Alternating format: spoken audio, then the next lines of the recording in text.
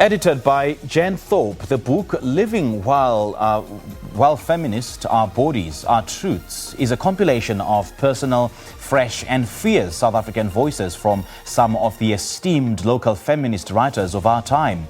The essays shared in this book aim to address an array of themes pertaining to feminism as well as the challenges that women face on a daily basis. And to tell us more about this book and the essays that they've shared in this offering, I'm joined by contributors McLean and Tiffany Kagure Mugo. Ladies, a very good morning to you. Thanks for joining us. Welcome.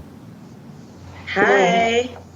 Now, first of all, I'm gonna start with you, Tiffany. Tell us about your essay, Callout Culture, that is under the chapter Institutions.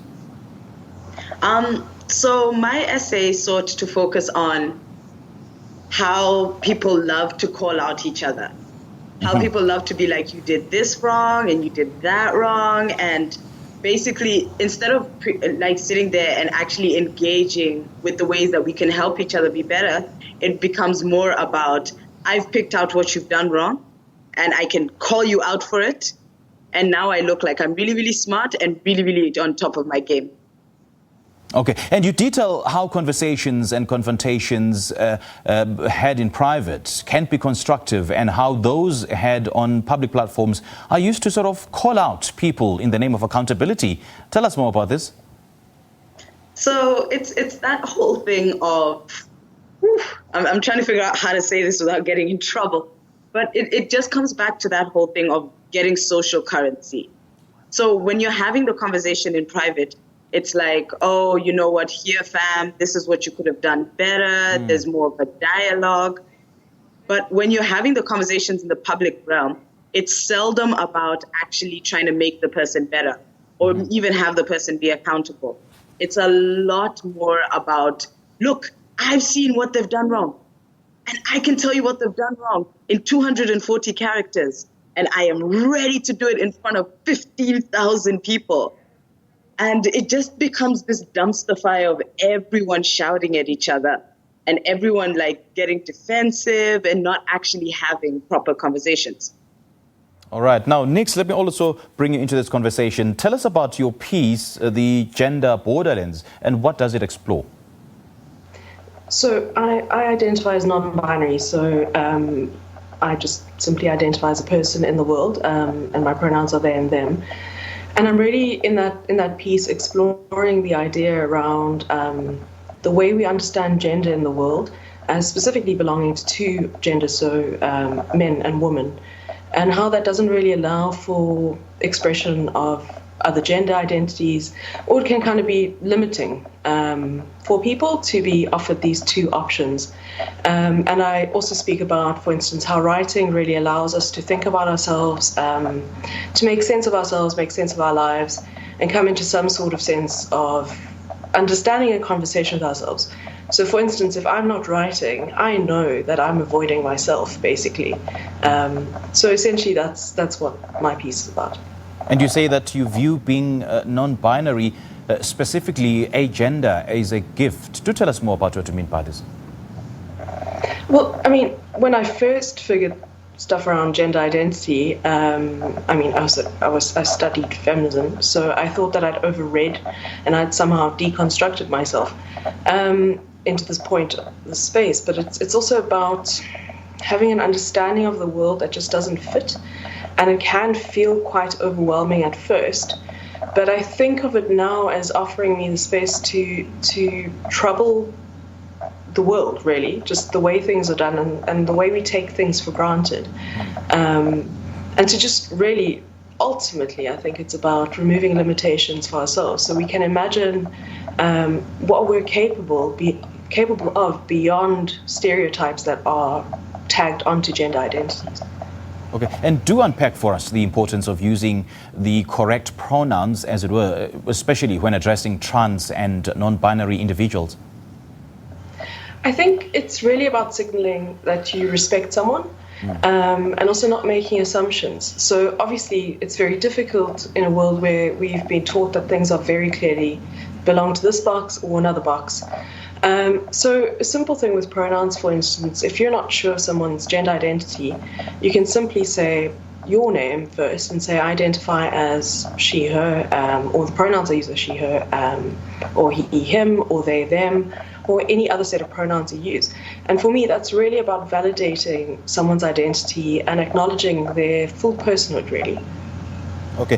Now, Tiffany, do unpack for us, if you can, the fear of the call-out. You say that sometimes it feels safer to sort of go into non-feminist spaces. What do you mean by that, and just how prevalent is this? Oh, wow. So many ways of getting in trouble. But so I guess because of the nature of accountability and the need to really bring people in together, sometimes it feels safer to not be in feminist spaces, because then you don't have as much potential for that backlash, right? Because one of the things that we say in feminist spaces is that we really are learning, that we really are unlearning things, we're trying to unpack things, but sometimes because of the lexicon and all of the ways to speak about things, it becomes a case of like the great debate.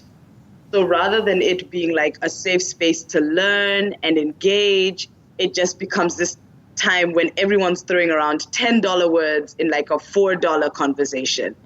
And so with that, it becomes a lot more scary to like go in and, you know, speak your truth and like say the things you need to say, because what if what you want to say, or what if what you think is wrong? And because it ends up being wrong because you haven't read the right people, and you haven't followed the right people on Twitter, and you haven't liked the right Instagram accounts.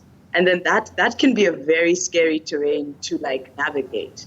Okay, now for purposes of adding more context into this conversation, which is a very valuable discussion, I must say, on the issue of feeling safe in a non-feminist space. Now, just take us through your personal definition of feminism, how it's being criticized, and your own critique of it. Ooh. So for me, feminism is a lot about choice. Okay. And a lot about informed choice and moving through the world how you want to move through the world. And I think one of the things that feminism has suffered from is that it's become quite prescriptive. So you are told how to be a feminist. You're told how, like, what is right, what is wrong, you know, like the idea that in some circles that feminists don't wear makeup, and they don't wear like feminine clothing and things like that because it feeds back into the patriarchy. You know, conversations around different types of work that may, like, you know, work that uses your body. So like there's been all these ways in which feminism is trying to grow and change and be accommodating out of like what it originally was around, and like looking at the different intersectionalities and the different identities within the feminist realm. And yeah, sometimes it does not do that. And sometimes, like, you know, we fall short as feminists and our spaces are not as safe, you know, like, you know, if you haven't read the right things. For me, it always comes back to this idea of educate yourself and read. But like, feminism is so vast in its current like way and its current form that to simply tell somebody read what? Yeah. From where? Right. Great point that you've made. Now, Nix, we've just heard Tiffany just sharing with us her view on feminism and how it sort of feeds into patriarchy in South Africa. Let's also talk about your sense of belonging, your sense of inclusivity and equality. You say that your deviance, your queerness, is detested and rejected by society. Well, I think the way society works is that anything that doesn't belong kind of needs to be like figured out or rejected. And that is actually also primarily a thing around capitalist society or capitalist economies. So also I'm just thinking about what Tiffany's just said here. You know, it just brings me back to this idea with feminism and the understanding we have around feminism is that it becomes a binary thing. It's an us versus them. And it's with, for instance, feminists versus the patriarchy, but also it's about within that space who can be a feminist.